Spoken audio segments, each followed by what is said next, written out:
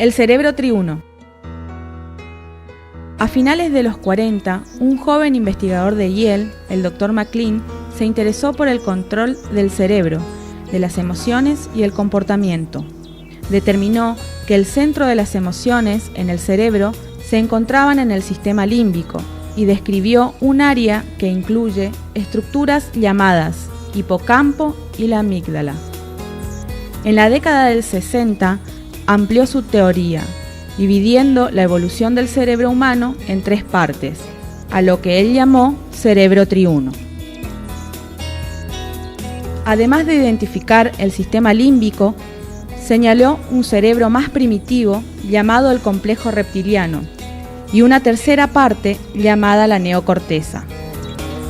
Los 3 sistemas permanecen cada uno en su lugar y en competencia con frecuencia. Sus conflictos ayudan a explicar los extremos en el comportamiento humano.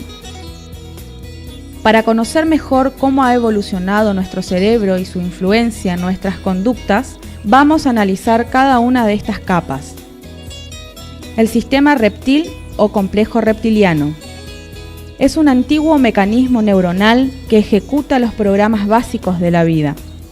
Es la parte de nuestro cerebro más primitiva. Es un sustrato donde se ubican los instintos y los cambios psicológicos necesarios para asegurar la supervivencia. Las conductas del sistema reptiliano son difíciles de modificar, son programadas, inconscientes y automáticas. Esta parte del cerebro está formada por ganglios basales, el tallo cerebral y el sistema reticular. Alojado en el tronco cerebral, se encuentra presente primordialmente en reptiles. Aquí se organizan y procesan las funciones que tienen que ver con el hacer y el actuar, lo que incluye rutina, territorialidad, adicciones, rituales, seguridad, etc. Es responsable de conductas automáticas o programadas, como las que se refiere a la preservación de las especies y a los cambios fisiológicos como la respiración y ritmo cardíaco. Es como el guardián de la vida, donde están los mejores sentidos de supervivencia y lucha. Es el agente avisador del peligro. Sistema límbico. Rodeando al sistema reptiliano, el límbico ejecuta programas relacionados con emociones, defensas, miedos, afectos, motivaciones. Cuida la supervivencia social y trabaja en armonía con el reptil. Se ubica debajo de la corteza cerebral, que comprende centros importantes como el tálamo, hipotálamo, el hipocampo y la amígdala cerebral.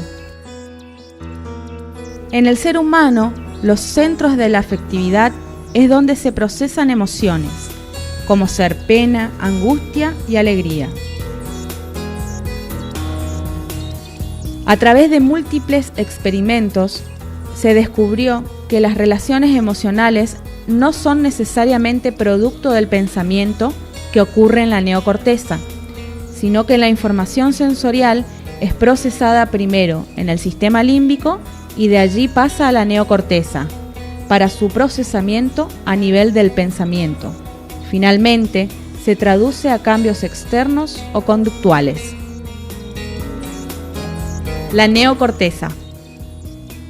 Desde el punto de vista evolutivo, es el sistema más nuevo y se divide en 2 hemisferios, el derecho y el izquierdo. Se encuentra por encima y alrededor del sistema límbico, procesa información y genera conocimientos. Es el centro de la actividad intelectual. El hemisferio izquierdo rige el lado derecho del cuerpo. Es el asentamiento de facultades como el lenguaje, razonamiento lógico y las matemáticas, mientras que el hemisferio derecho rige el lado izquierdo del cuerpo.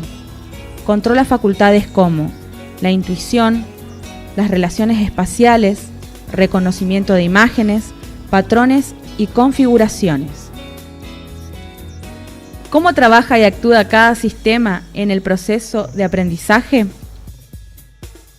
En el caso del sistema reptiliano, no podemos ignorar que es un subcerebro que debemos tratar de comprender y guiar su participación más en el proceso de aprendizaje. Por ejemplo, utiliza estrategias para que el alumno perciba lo que aprende como parte de sus necesidades básicas, que le permitirá sobrevivir en un mundo que requiere de flexibilidad y cambio permanente, y no que la educación se base en amenazas y castigos, donde el que se hará cargo del aprendizaje será el sistema reptiliano, relacionado con la supervivencia, y muy escasa participación de la neocorteza. En el sistema límbico se sabe que el aprendizaje involucra contenido emocional. El individuo debe querer aprender y sentir que puede hacerlo. De no ser así, pueden producirse bloqueos que impidieron al objeto de aprendizaje pasar por la neocorteza. Por esto, es responsabilidad del docente tratar que los sentimientos del aprendiz en relación al profesor y a la escuela y el tiempo de estudio interactúen armónicamente para que el aprendiz rompa la barrera del sistema límbico y llegue la información a la neocorteza, donde será procesado, transformado, recreado y contenido en aprendizaje permanente y significativo.